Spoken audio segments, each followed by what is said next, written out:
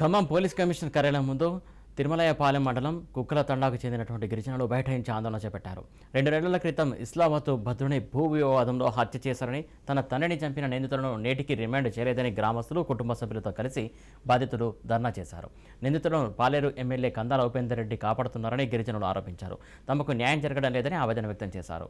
Kusumanchi CI, Tirumalayapalem ఎస్ఐలు నిందితులకు ఒత్తాసు పలుకుతూ రాజీ పడాలని ఒత్తిడి చేస్తున్నారని, లేకపోతే తమపైనే అక్రమ కేసులు పెట్టి జైలుకు పంపుతామని బెదిరిస్తున్నారని తండవాసులు ఆవేదన వ్యక్తం చేస్తున్నారు. సిపి, డీజీపీలకు విన్నవించుకున్నా న్యాయం చేయలేదని, సిపి వచ్చి సమాధానం చెప్పి న్యాయం చేయాలని వారు డిమాండ్ చేస్తున్నారు.